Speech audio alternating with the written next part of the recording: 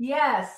Emily and I are winging it a little bit today, which is good. It just shows you that we're human. So we understand the bumps in the road that everybody faces. And we wanted to talk about something that we're probably going to be talking about a little bit more in the coming weeks, maybe even months, because of how we're changing our practice a little bit, some tools that we're adding to the toolbox. But one of the things that we wanted to challenge you to do is to kind of change what your goals are. If your goal has always been to just lose weight and just whatever number is on the scale, it makes you feel good about yourself or you're having a bad day, right? We want to change your focus to how much muscle you're maintaining. And we want to tell you why that's important. So Emily, you're also a coach with Faster Way. So tell us a little bit about what that is, and then tell us, because I know that you have a whole lot of experience hearing what women say specifically when we talk about gaining muscle or holding on to muscle.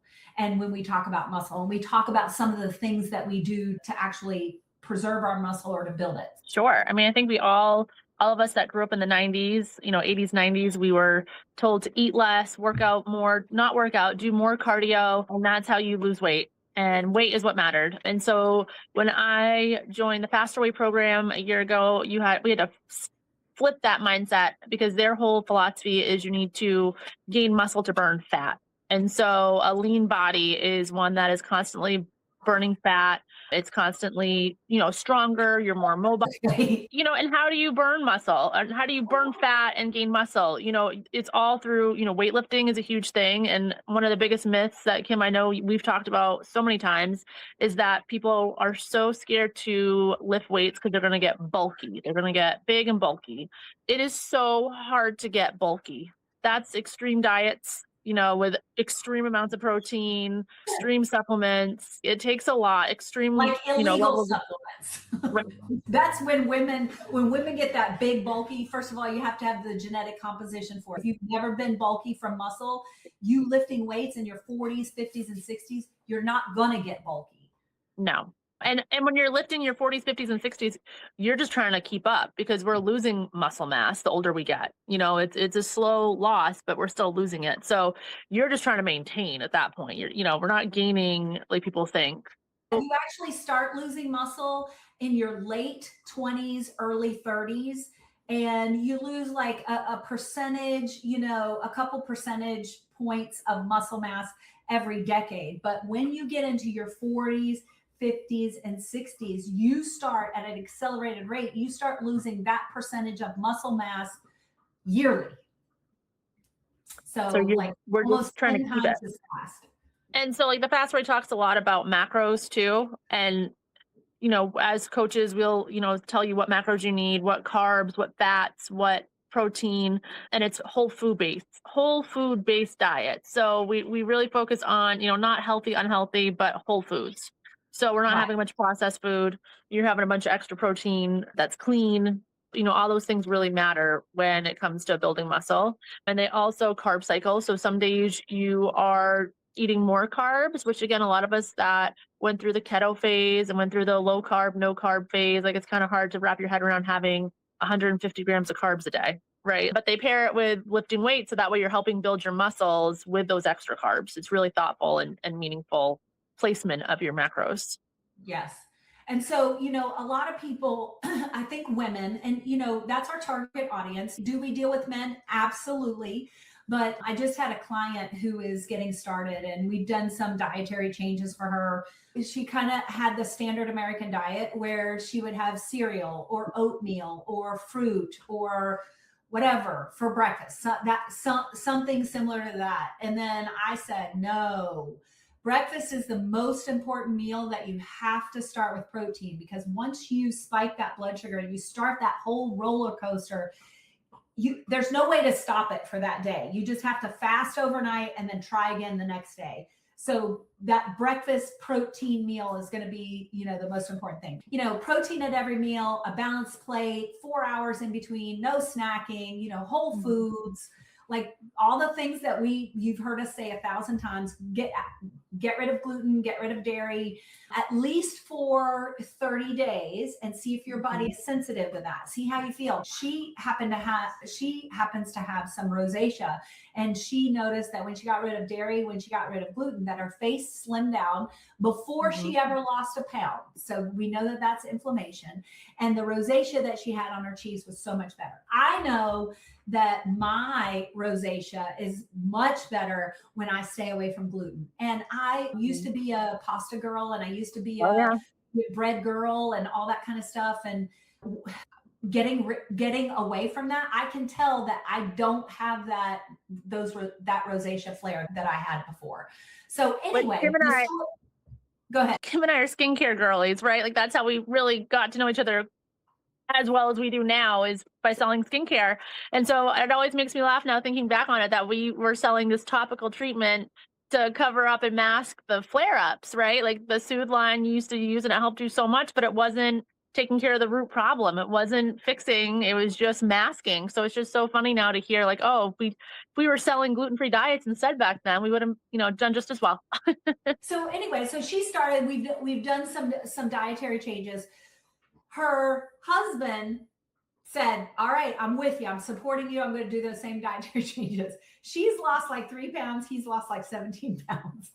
Every time. Like, so I just want to know, I want you to know that whatever we say works for men. But, and after a certain time, after a certain age, a certain hormonal profile, when your metabolism gets so far down the road, like in the wrong direction, men can actually have exactly the same issues with weight loss and blood sugar balancing and energy and sleep and inflammation and all that kind of stuff as women do, because you actually start converting your testosterone into estrogen. And that is a metabolic issue, just so you know.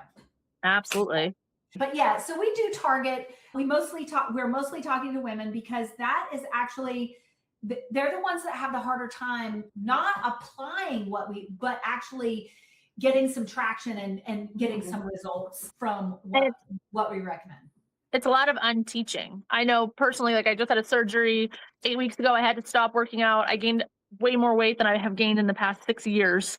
And I was like panicking. And so I started being like, oh, what do I got to do? I'm going to start doing cardio because I can't lift right now. I'm going to eat less. Like I started just getting this irrational brain that we've been trained and beaten into us. It's how you lose weight, is by eating less and by, all the cardio and the weighted vests and, all of those things. And that, I'm here to tell you, that didn't do anything.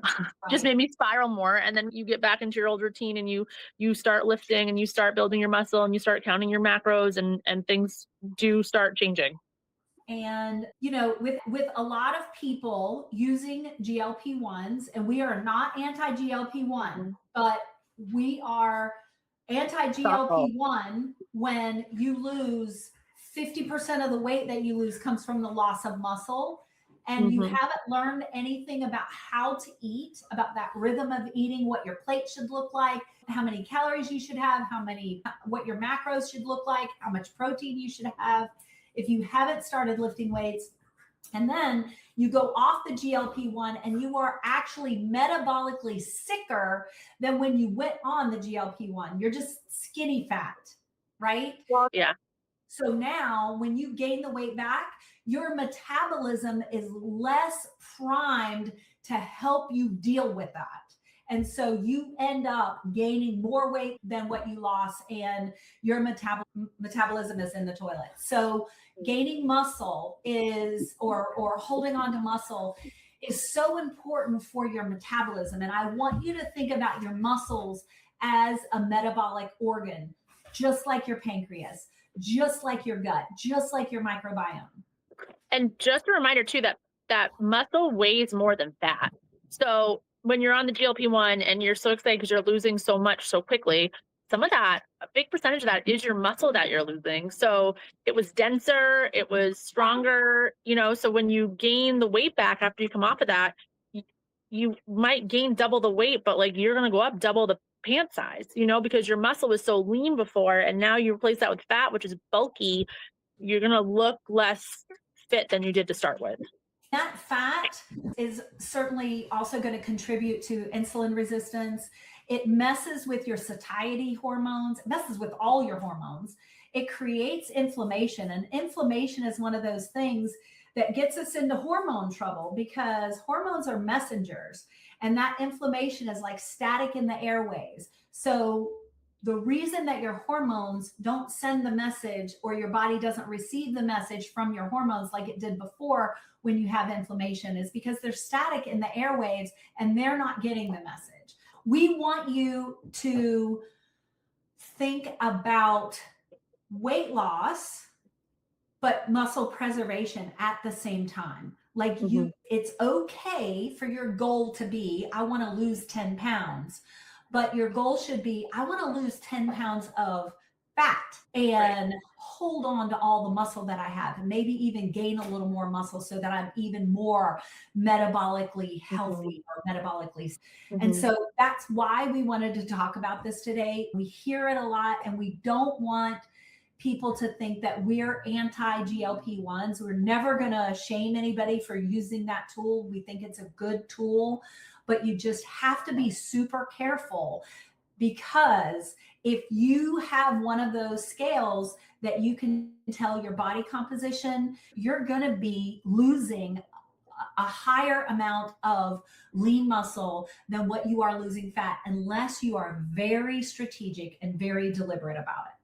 And it's work, right? It's a lot of work to count macros and to meal plan. That's the other piece I like about Faster Ways. It gives you all your meals for the day. So it gives you your high protein breakfast, it gives you your high protein snack, and then your lunch and your dinner. But the recipes are all there, because that was my biggest struggle.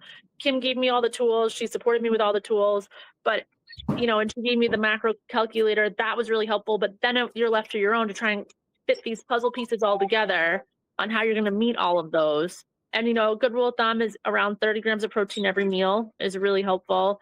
But again, then you're still trying to figure out your fat and your carbs. So it can be work, but it is really manageable and doable. And you'll start feeling so much better once you're balanced. So one of the biggest things that we find that how muscle kind of supports your metabolism is the fact that when you're working out, and even when you're at rest, right?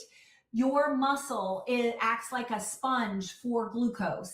So those extra carbs, that when your blood sugar is going up, it can get pushed into your muscles without increasing the amount of insulin that you need in order to do that.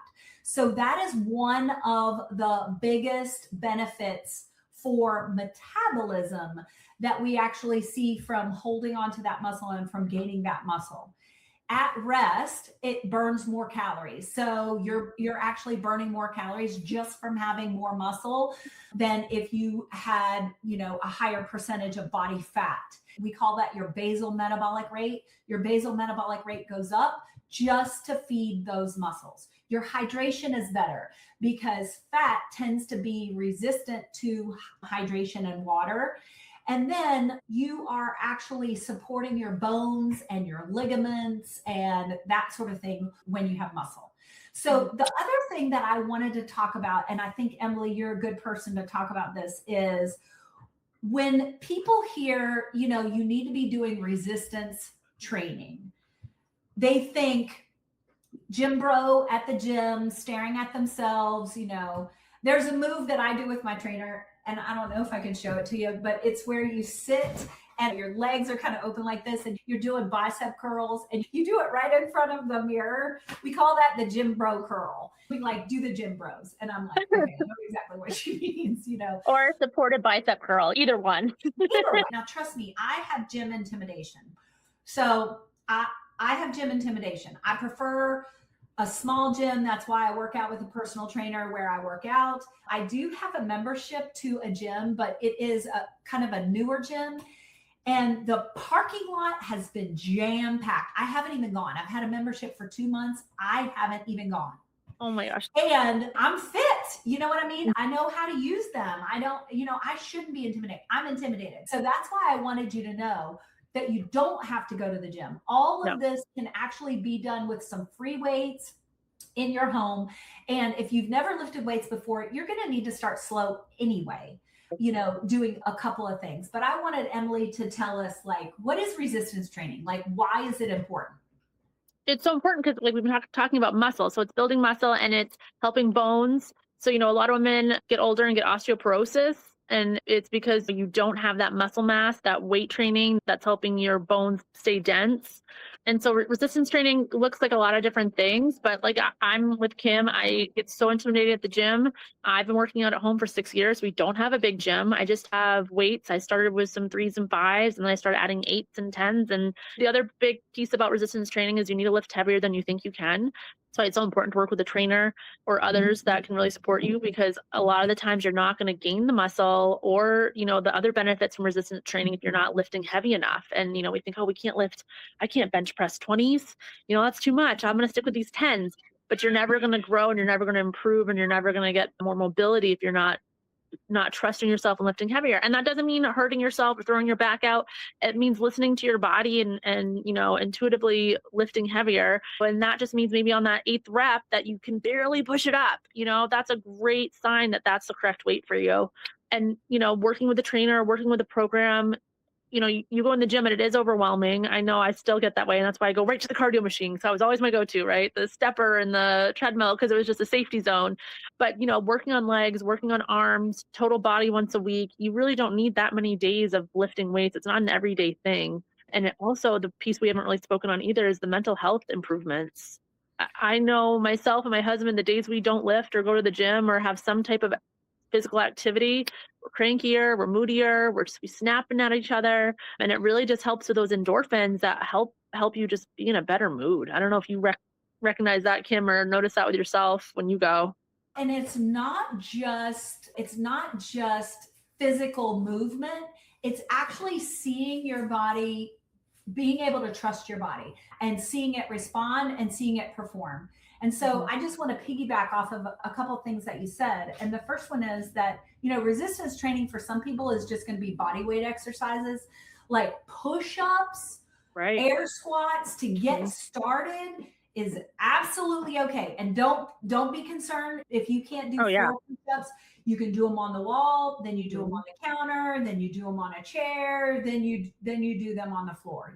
Like there's progressive. I think that building muscle and doing this thing that's foreign to you, outside of your comfort zone, it feels like it's really hard, is important because it also gives you that confidence to go that next step. Instead of, you've been lifting the same weight for 2 months, you're not really pushing yourself. You're back in your safety zone. Like you're lifting weights, but are you really building muscle at this point? Are you really preserving muscle at this point? No, because you're not stressing your muscles.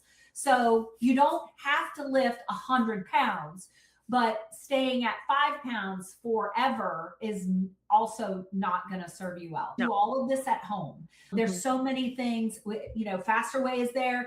There's so many people that you can follow on YouTube, on Instagram, that they're going to walk you through and say, hey, if you want to do biceps, there's apps that you can follow. And I think what it is just realizing that it's important and then figuring out what works for you. So we're here to tell you why it's important, because losing weight is the old way of thinking about things. Now it is losing fat, because we don't want to lose that muscle, because that muscle is going to put us in a worse metabolic spot than what it was before.